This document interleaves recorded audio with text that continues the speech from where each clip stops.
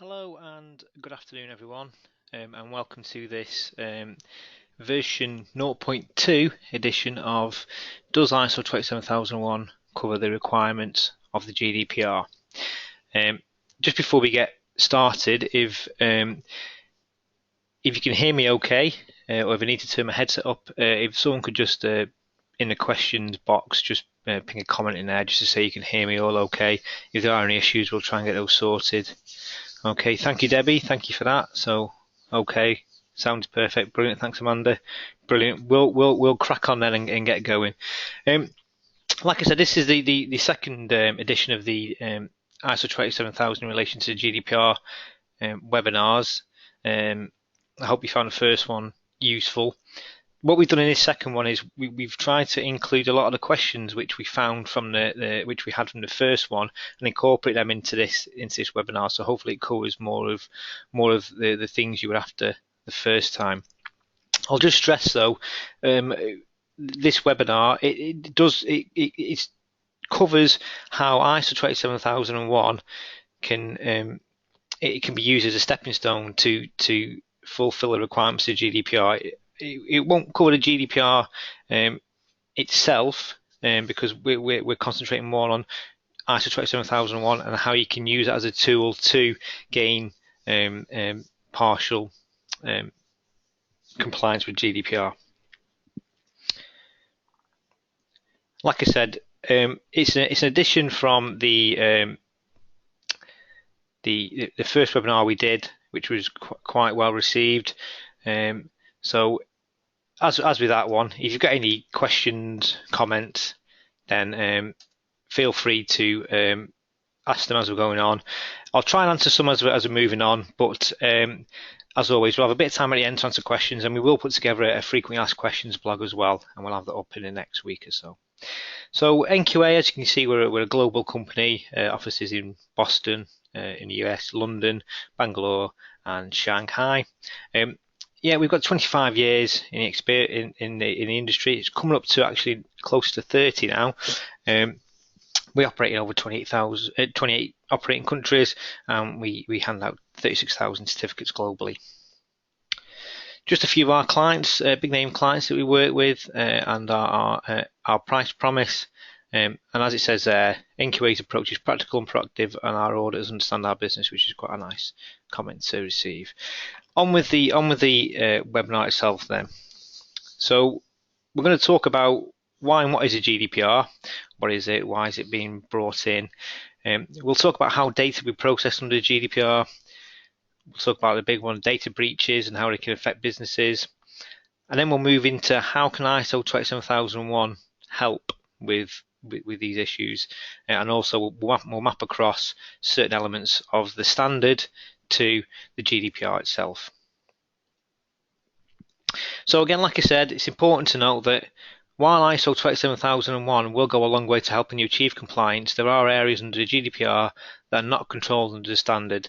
So don't think that by gaining certifications to 27001 is all you have to do. There are other things to do.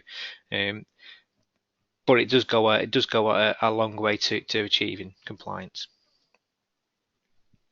So GDPR then, so why has it been brought around? Well, in today's ever-changing, evolving digital environment, the protection of personal data has become more critical than ever.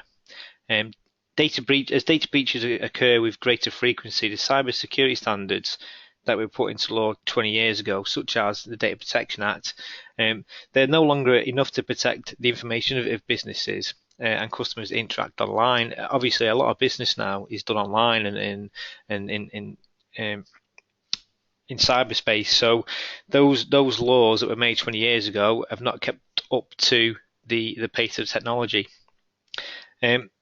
Also, as well, the larger the database, the graver the consequences of a breach for parties at both ends. Obviously, we're keeping more data now on customers and clients, so those databases have grown considerably since the laws are first brought into place. Now, the GDPR is intended to solve security issues that have emerged over the past 2 decades since the development of things like cloud technology and also its impact on data security.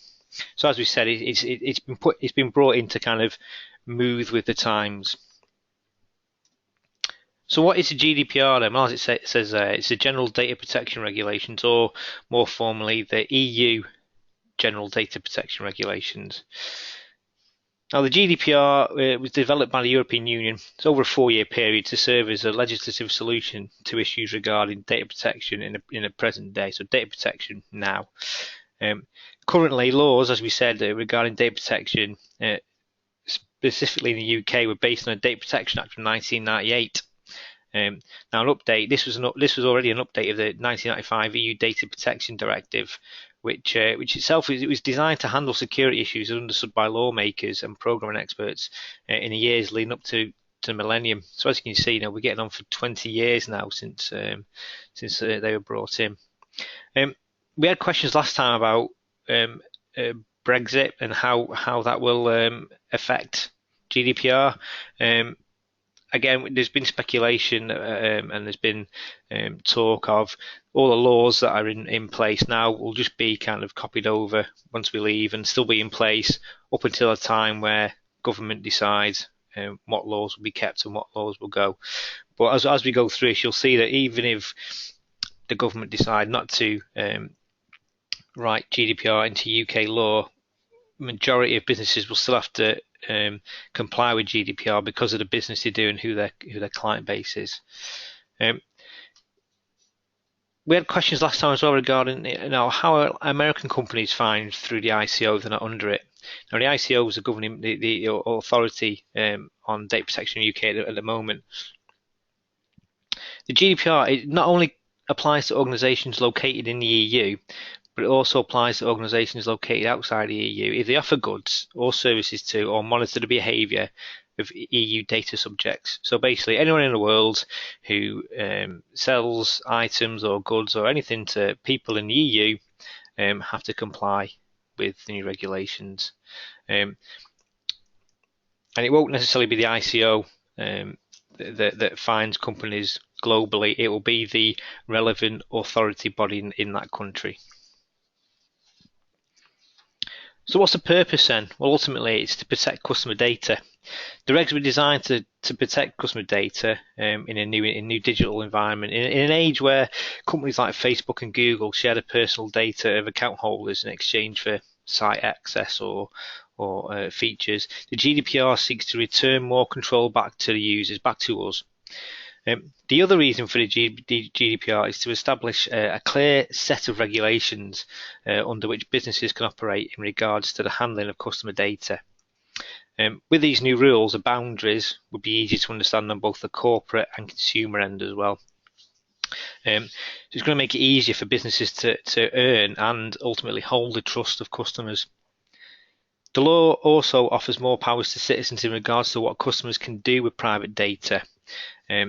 While the new law will be beneficial on all sides, the GDPR has been designed to protect customers. Now, again, going back to the last presentation, people said, well, that's fine for private data and customer to business to customer data, but what about business to business and business to customer and also business to employee data? Well, all that they all have the same obligations to fulfill under the GDPR. You need to consult your legal advisors, professionals for guidance on that now as to what data you're holding. For example, what data you're holding on employees, business to business contracts, what data is included in there. So speak to your legal departments if you have them or legal counsel.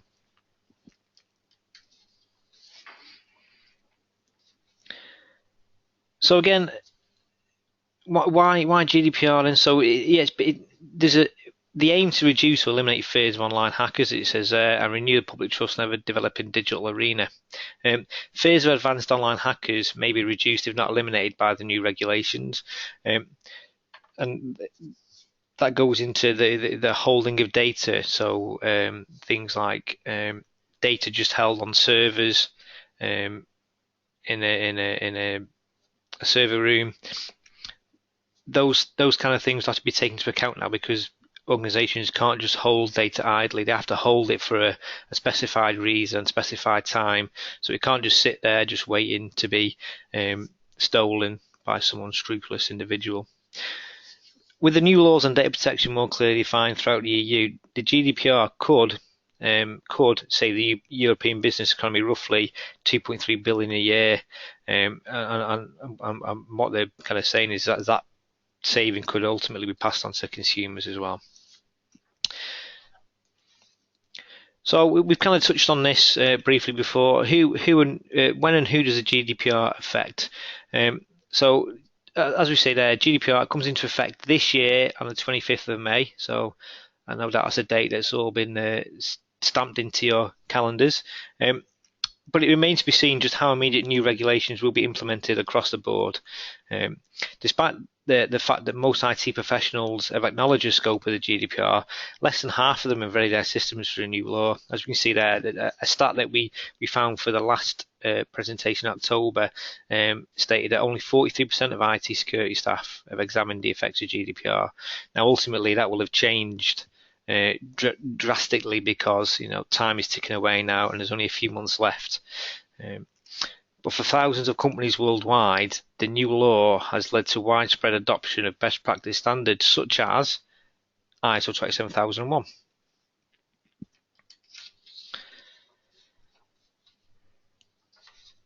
So when and who does the GDPR affect? Again, so we're talking about the who identifies as now. So there's two parties in the realm of data security that are directly impacted by the implementation of GDPR.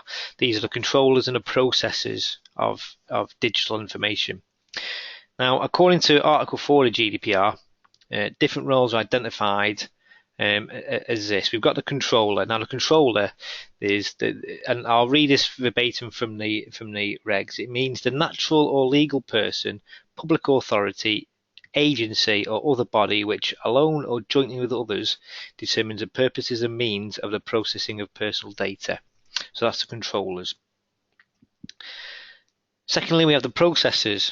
Again, this is read verbatim. This means a natural or legal person, public authority, agency or other body which processes personal data on behalf of the controller. So the organizations that determine the means of processing data are controllers, regardless of whether they directly collect the data from data subjects. For example, a bank, a controller, collects the data of its clients when they open an account, but it's another organization, the processor, for example, that stores, digitizes and catalogs all information produced on paper by the bank, which could be a data center or something like that. Both organizations, controller and processor, are responsible for handling the personal data of the customers.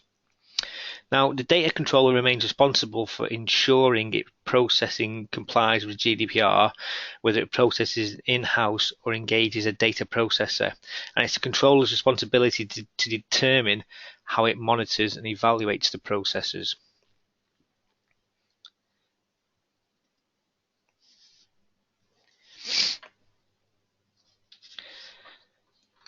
Now, according to Article 5 from the GDPR, the controller, they should be responsible for and they should be able to demonstrate compliance with the principles relating to processing of personal data. Now, these are lawfulness, fairness and transparency, data minimization, accuracy, storage limitation, and integrity and confidentiality of personal data.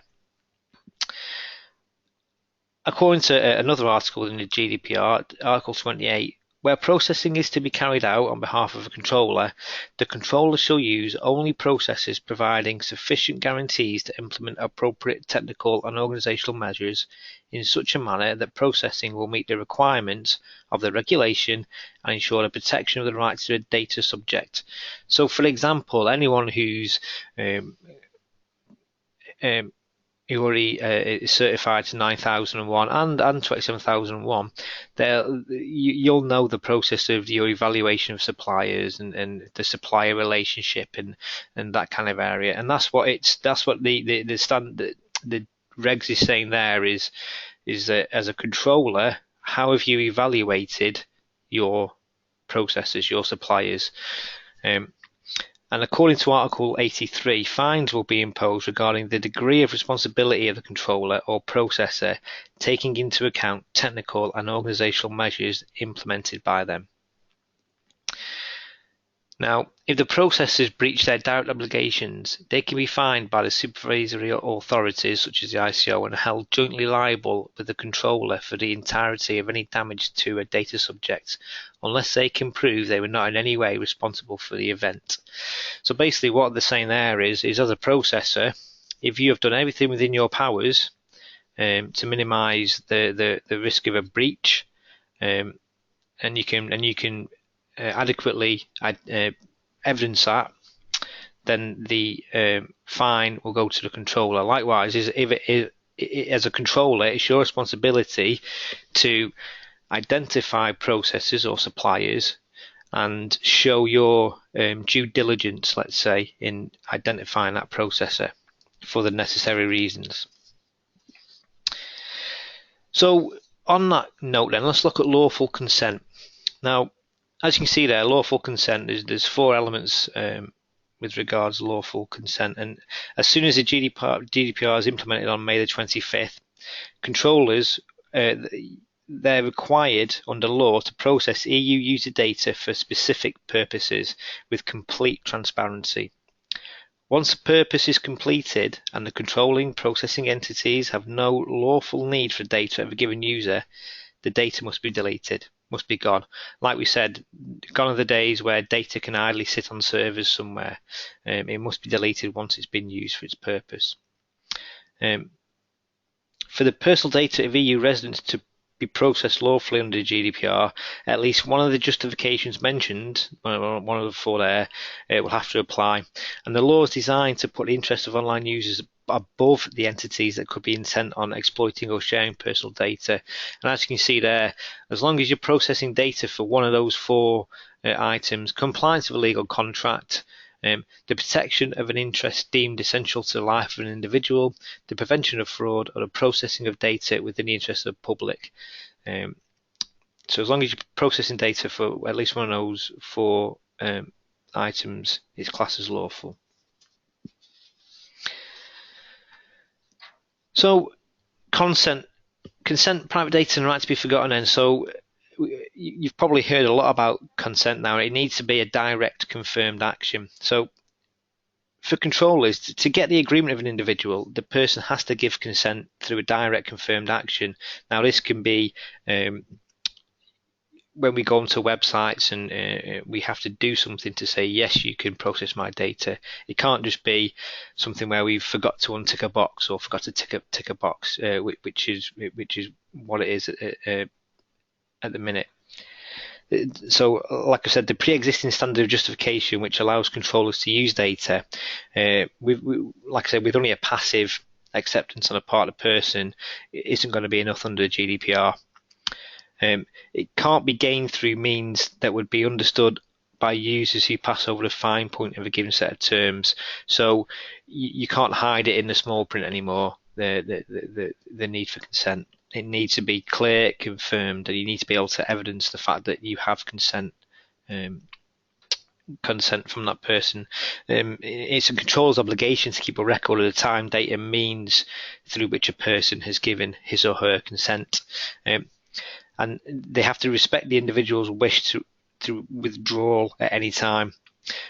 Any business, charity, or government agency that doesn't currently conform to these new regs will have to bring their protocols into compliance by the date that GDPR goes live in May. For many companies, the implementation of best practice standards has made this transition a whole lot easier, which we'll go on to. In a few minutes. Now, we had a question last time with regards what about information which has already been collected but didn't necessarily have consent sought. Now, the legitimate interest condition allows companies to continue processing soft opt-in data collected pre-GDPR without having to reconfirm consent. If the data is collected after the 25th of May, though, the organisation must have a lawful basis for processing the data. This may be from a different basis from on which it was collected, but all data processing must comply with the GDPR post the 25th of May. So the categories that constitute private data, as you can see on the screen there, they've become a whole lot broader under the GDPR as well, and this is in response to the type of information that companies now gather from individuals, such as information about a user's computer and location, as indicated by an IP address. It will now all be considered private data as personal data. As we can see there, we've got some examples. We've got physical data, physiological data, genetic, mental, economic data, cultural data, social data. All these things now will be classed as personal data. Other information, such as the financial, psychological, or ethnic history of an individual, would also be defined as personal information. It basically is anything that can identify an individual would qualify. We've got special categories of data as well, and as you can see there, there's a few examples of special categories of data. Personal data basically is defined as anything that can identify a natural person, a living human, either directly or indirectly, and can be anything such as a name, a photo, email address, which includes it also includes work email address, bank details, medical information, biometric and genetic data, and like we said, even a computer IP address.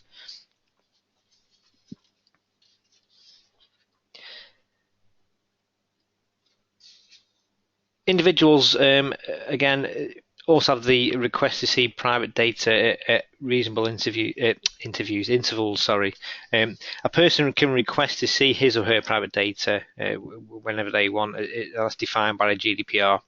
Under the new law, controllers are obligated to respond to a user's request within 30 days, which is come down to 30 days compared to what it is now. The new regs, they also require controllers and processes to maintain policies of transparency regarding the means through which data is gathered, used, and processed. Now, the language used to explain these processes to people must be worded in simple, clear layman's terms and not littered with, confusing jargon. So it can't read like a formal legal document. It has to be put in plain English. Now, we had a question again last time. Can organisations charge for private access for private data requests? Now, organisations can only charge if the subject access requests are instituted without sufficient grounds and serving only to cause annoyance to the organisation. So if someone's just submitting a request just to keep you busy, then small charges can be made. The GDPR allows you to exceptionally charge an administration fee for unfounded, excessive, or repetitive requests, it states. Organisations are also able to refuse to respond to a request, but again, organisations must be able to demonstrate the unfounded, excessive, or repetitive nature of the request. So you can't just refuse because you don't want to do it. You've got to evidence why it's unfounded, why it's excessive, or repetitive. Now, with that though, each individual is entitled to access any private data held by a company. Each individual has a right to know just how long his or her information will be stored, which parties will get to view it, and the reasons for which your data is being used. So whenever possible, controllers are encouraged to offer secure view and access for any account holder who wishes to see his or her personal information as it's held within a company's database. People will also be able to request that incorrect or incomplete data be corrected at any time. So if someone finds some information which isn't right in one of your databases, then they can say, that's not right, put it right. And that's at any time as well. Now, a person can also request that his or her data be deleted at any time too, for any reason, under a clause of the GDPR known as the right to be forgotten. Now, if an individual feels that his or her data is no longer essential for the purpose of its collection, such as when an address is collected to verify that a person meets the geographical requirements of a competition, for example, then a request can be made to have that information removed from said database. When a request to be forgotten has been made, the controller is obligated to also inform Google and other kind of search engine so data gathering organisations, that all copies and links to said data must be deleted as well. And the risk of having dormant personal info leaked to a third party will be greater, minimised under the GDPR. So, for example, if the right to be forgotten, if someone puts in right to be forgotten request with the organisation, then all links to it must be gone. If there's anything that can be searched on a search engine that connects you to that person, then that must be deleted. We again, looking back on that, we had questions about rollback systems or backups last time. So data storage systems or backups, they have to be developed to protect data and maintain its privacy, which the majority of them are anyway. Organizations, though, may need to complete a legacy data audit to ensure that any personal data held by a processor or controller does so in line with GDPR. And this is going to enable organizations to identify where consent's been granted correctly and delete records that aren't needed. So by doing that audit, it's going to help organizations see what data they've got, what data they still need, and what data they can delete.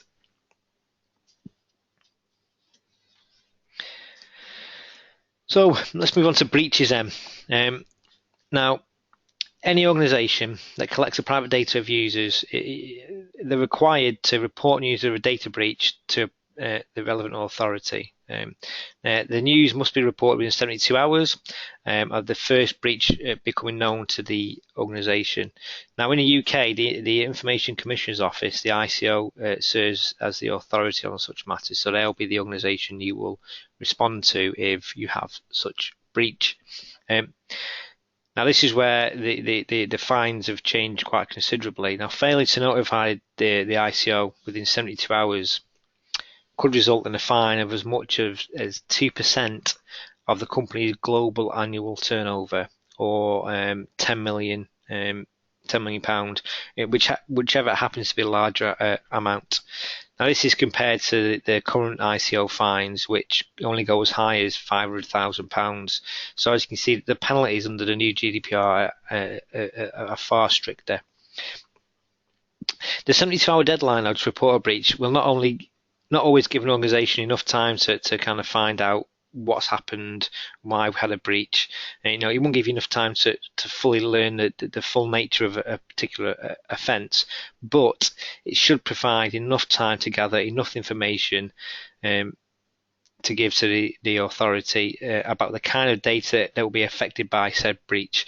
Also, as well, and just as importantly, an organisation should be able to give a rough estimate of the number of people that will be impacted by the breach. So this way, potentially affected parties will have more time to react.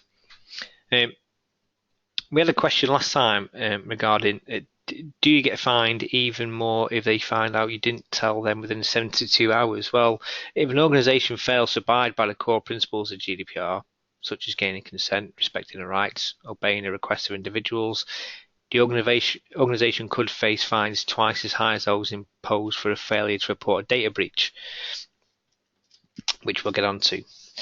So, if an organisation fails to abide by the core principles, as we've just stated, under the GDPR, the fine for failing to follow the new law could be as high as 4% of a company's global revenue, or a fine of £20 million, whichever happens to be the larger amount. So, as you can see there, if you don't respond within the 72 hours, it could be 2% or 10 million. If you don't respond at all, regarding a breach, it could be 4% of a company's global turnover, or £20 million, which is an astronomical amount of money for some companies. Now, regarding Brexit, as we spoke about before, until the UK actually withdraws from the EU, companies based in England, Scotland, and Wales will still have to be in full compliance with new laws, obviously Northern Ireland as well. British citizens, meanwhile, will be protected under the GDPR until Brexit takes effect. Now, once the UK has completed its exit from the EU, British companies will still be required to follow new regs when handling the private data of EU citizens, as we said.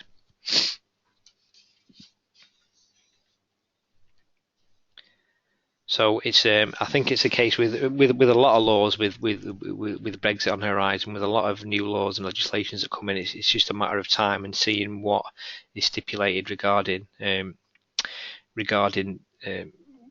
new regs. We've had a question through from Grant. Hello, Grant. Hope you're well.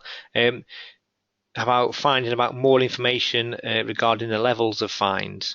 Again, for levels of fines, any information regarding that, the ICO's website is the one-stop shop for anything regarding GDPR, and it is a great website. They've got a lot of information on there. So the ICO's website is the best place to go, Grant, for that.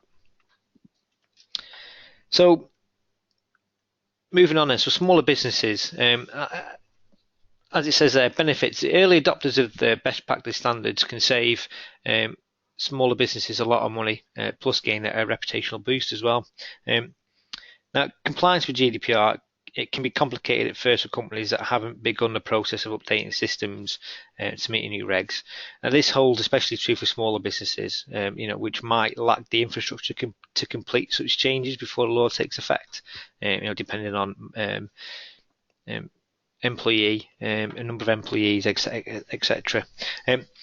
For small companies that are just beginning, or even now have yet to prepare for implementation of GDPR, it will likely be best to hire a third-party entity such as security or consultancy firm to help with the process of bringing systems into full compliance.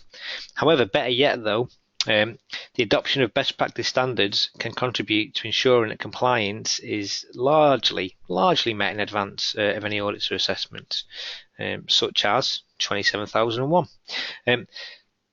Now, the party responsible for a data breach, be it an outside hacker, an inside rogue, or an unidentified source, that will matter under the GDPR, which places full responsibility on the organisation itself.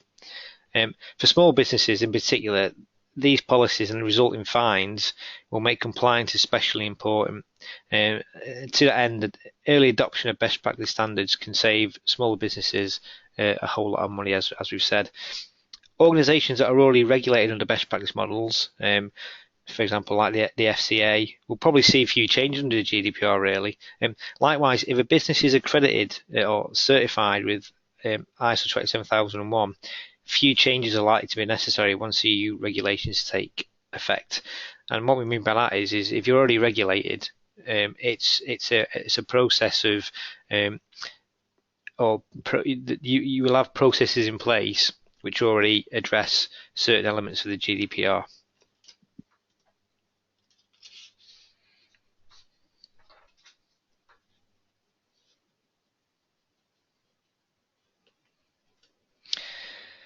So ISO 27001 then, how can it help?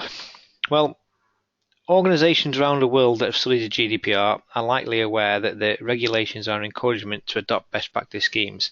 It says it in the regulations itself that the adoption of best practice schemes is a bonus, and they do kind of push organisations to adopt best practice schemes. ISO 27001 is an information security standard that helps companies come into compliance with international best practice models. The standard covers three key components of data security: people, processes, and technology. Now, when steps are taken to safeguard data with these three components in mind, businesses are better equipped to protect data, information, mitigate risks, and also rectify procedures that are deemed ineffective, as with all good management systems. And as such, there's a growing consensus out there that in the corporate sector, ISO 27001 is the gold standard in best practice schemes for data security. Now, by putting ISO 27001 into effect, an organisation activates an information security management system, or ISMS, that works within the business. As with all good management systems, the standard is regularly updated and enhanced, again, as is all good standards. And these ongoing improvements allow the ISMS to stay abreast of changes both within and outside the company, all the while spotting and eliminating new risks. What I mean by that is the standard changes, or most standards change roughly every 5 years. Now that's not a given, but it is on average about every 5 years. So To review the standard every 5 years will give people more foresight to update their systems in line with new technologies and the ever-changing environment, digital environment. We did have another question. Someone mentioned, do you think future editions of 27001 will include GDPR requirements? Well, ISO 27001, it already requires organisations to demonstrate compliance with applicable legislation, such as Data Protection Act, currently. And like I said, they're currently updated all the time. And new standards come out all the time regarding data protection. And again, any new changes to new standards, we do regularly send out our In Touch newsletter, which I know some of you have signed up to, but feel free to sign up to In Touch, which that will give out more updates and the latest news on standards and things like that. So feel free to click on a link when the webinar is finished on our website. So again, how can ISO 27001 help? So we've got 3 areas there that the standard covers: the confidentiality, the integrity, and the availability of data and information, which again is highlighted in the GDPR. So confidentiality, then, it's a common example of confidentiality would be an online transaction conducted over secure methods, such as the use of encryption, whereby information is protected by HTTPS, for example. And as we said there, confidentiality is ensuring that information is not made available or disclosed to unauthorized individuals, entities, or processes. As for integrity, an example would be the trustworthiness of customer financial account information, i.e. bank accounts, personal information held by a bank for conducting daily operational transactions. So it's safeguarding the accuracy and completeness of information assets. Availability, this could it could pertain to a bank's customer-facing web servers that host the online banking portal, for which customers can access any time of the day. We've all been there where the banking app's gone down on our phones or on our laptops and we can't access our bank accounts. It's a bit of a problem, isn't it? And like we said, availability is being able to access and usable upon demand by an authorized entity. So we're talking about ISO 27001 and the GDPR. How does it relate? So what I've done now is I've broken it down to elements which map across quite well. So elements that are in a GDPR and in ISO 27001. So we start with data encryption.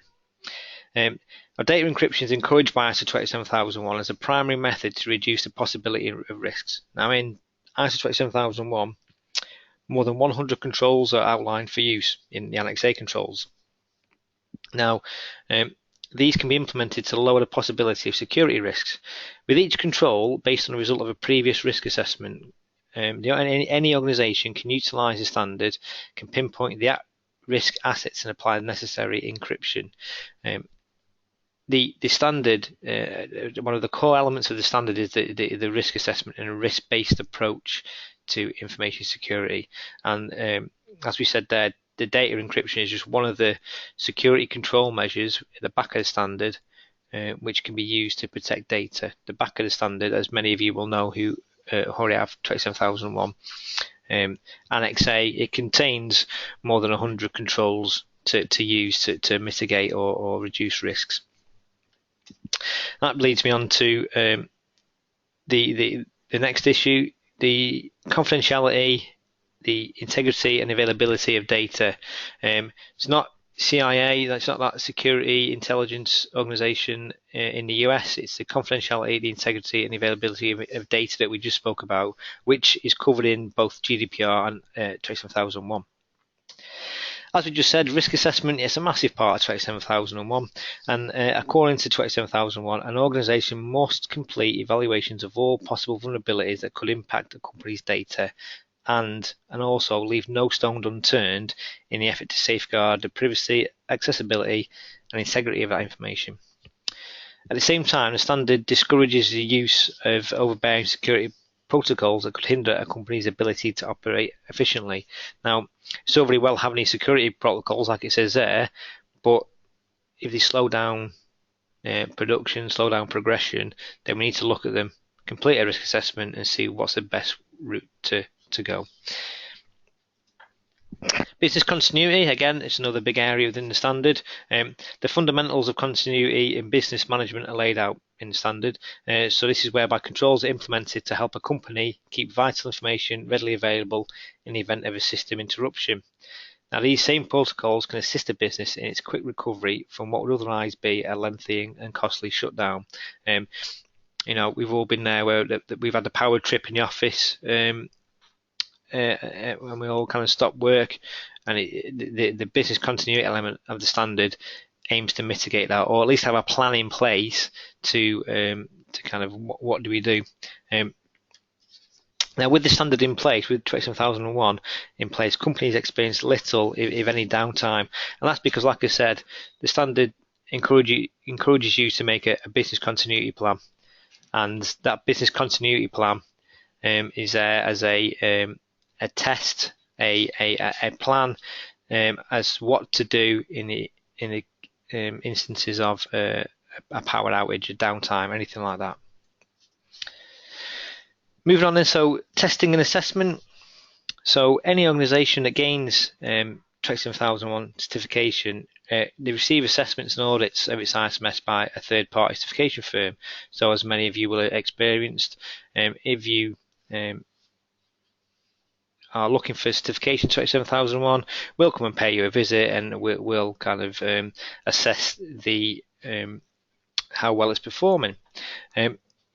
Now, this ensures that the ISMS is compliant with the standard. Now, any company that implements the standard must keep its ISMS under constant review to ensure it remains protective of private data. So it's all very well gaining certification to 27001, but it's maintaining that certification, maintaining that management system. Compliance, we spoke about compliance, and according to control A.18.1.1 of the Annex A controls in the back of 27001, this concerns the identification of applicable legislation and contractual requirements. So an organisation must list all legislative, regulatory and contractual requirements, and if an organisation is required to comply with the GDPR, this must be listed as one of those regulatory requirements, such as the Data Protection Act is currently. Now, even without the EU law, Control A18.1.4 leads organisations that utilise the standard through the process of enacting data protection as well. Breach notification then. So we spoke about breaches and the reporting of breaches and having 72 hours to report an initial breach. What ISO 27001 does, and specifically control measure A16.1, it ensures the efficient management of security incidents, which helps organisations come into compliance with GDPR, as I've said, regarding the 72-hour notification time period. Now, companies that have implemented the standard are faster to respond to such incidents, which makes compliance in this area easier to meet. And it's what I found with this is with the incident management is it's a good way of learning from things that have happened as well. Putting an incident management program into place as part of the ISMS, as part of 27001, helps you understand why an incident's happened and does help you respond more efficiently to it. Lastly, but by no means leastly, asset management. Again, it's covered under GDPR, and again, it's another part of the standard. This is addressed under control measure A.8, and this includes personal data as an information security asset, as does the GDPR. It makes personal information an asset, and all information an asset. Now, organisations that implement the standard, you're given an understanding of what types of data are essential, as well as where such data must be stored and for how long. Control AA, it also covers the origin of personal data and the party that gets to access the data. And as we've said, all of these are requirements of the GDPR. Now, of course, the requirements of ISO 27001, they extend far beyond the principles I mentioned earlier. And as an all-encompassing best practice standard, various other areas are also covered, such as methods that apply to staff training, things like that. And the standard has been implemented by countless organisations throughout the world. With the frequency and consequences of today's data breaches, the standard has become, it's an essential part of data security in a digital marketplace. Now, as we said earlier on, is it enough? And I'll bring this up again because, as we've said, while ISO 27000 will go a long way to helping you achieve compliance, there are areas under GDPR that are not controlled under the standard. And that's something that you need to go out and research really and look at what parts of ISO 27001 will cover us, as we've stated on the previous slide. It will go a long way to getting you up to that level of compliance, but it won't do it all for you. There's still things that you need to do as an organisation. So, as we said before, essentially any company that interacts with EU residents will need to reach compliance with the GDPR. It's got a global reach. And because ISO 27001 is considered far and wide the most secure of all best practice standards, it will likely prove to be the most applicable standard under the new regulations. Already, more and more companies have swiftly implemented the standard in advance to the new law. 27001 has been the biggest growing standard for the past few years. So people are sitting up and taking notice of the importance of 27001, and especially this year, the importance of becoming compliant with GDPR as well. 27001 is one of the most applicable standards for GDPR compliance, as I've said, and it's if the standard's already been implemented by an organisation or company, that company is already more than halfway prepared for the incoming regulations, which is one of the main things. And no matter, as we said before, no matter where in the world the company is based outside the EU, that company will still need to be in compliance with GDPR as long as it gathers the personal data or sells goods or services to EU residents, as we said. This would apply to any company worldwide that collects money or information from people on the internet.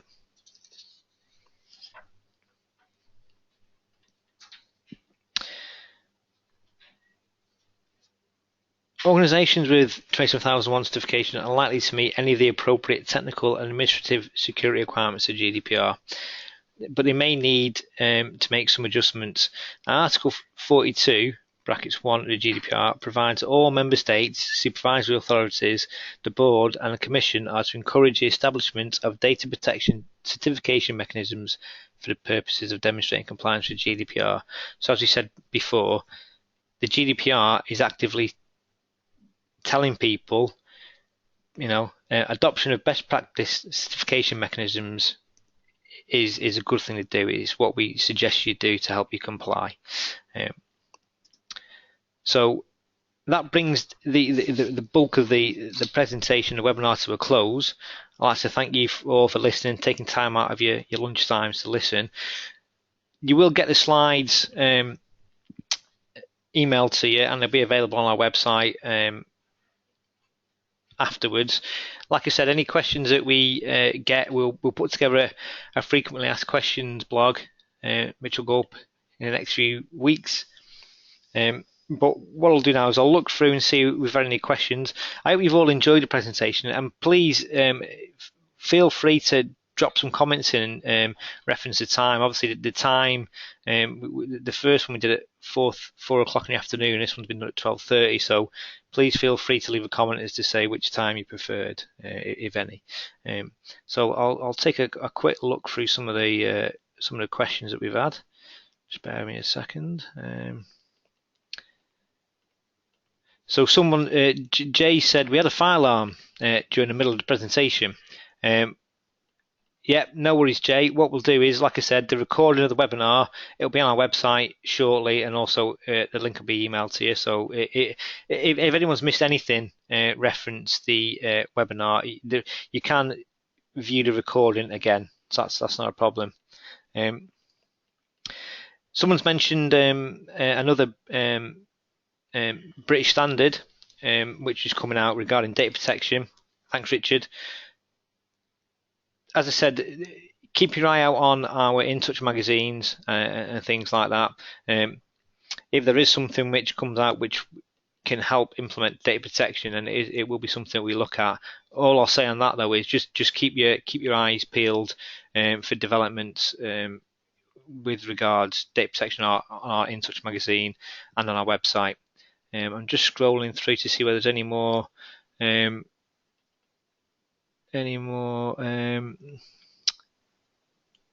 questions. Again, Grant, one common request is Cyber Essentials certification.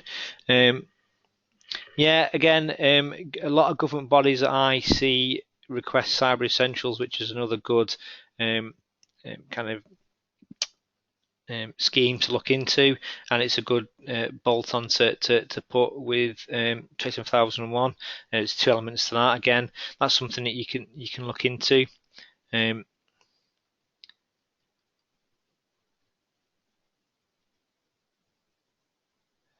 We've had a question from Jason. Hello, Jason. I hope you're well. What sort of guidelines are there for retention dates for forms that get physically signed, e.g., site visitor forms, confidentiality agreements, etc.? Again, I think with something like that, I think you need to go back to the GDPR and look how long do you need to keep those records for. And think about that. Think about that as an organisational thing. How long do we need to keep records for to say someone had signed into the building? So it could be that it could be a day, it could be a month. But if you break it down into the areas we looked at, and maybe that will give you a time scale as to how long you can keep them for. Well, a question: is it possible to have a copy of this for our customer presentation? Again, the presentation it'll be on our website soon once it's been finished recording, and we've just done our little bits of technical wizardry on there, and it'll be up on the website soon. And the link will be emailed to you regarding that once it's up there to look at. I'm just scrolling through so we see where we had any more questions. I think that's it for questions. So there are a lot of questions regarding specific GDPR requirements themselves. One that's just popped up. Could you confirm that a company does not have to go back and gain consent for data collection prior to May? All I can say, Steve, is the point that I brought up, and this is taken straight from the ICO's website. And I'll read it out again. It's the legitimate interest condition allows companies to continue processing soft opt-in data collected pre-GDPR without having to reconfirm consent. If the data was collected after 25th of May, you're going to have to gain consent for it, and you have to have a lawful basis for processing the data. Again, that comment is taken straight from the ICO's website. But again, any questions like that, feel free to get onto the ICO. The ICO do have a helpline you can ring up, and if you've got specific questions, you can phone them. That's all on their website. But I think that's it from now. Again, what we'll do is there is time to ask more questions, and feel free to email any questions in. We'll put together another frequently asked questions blog, and hopefully have that out in the next week or so. But I'd just like to say thanks for listening. Thanks for taking time out to be here, and I hope you all have a brilliant rest of your Friday and a good weekend. Thanks. Bye bye.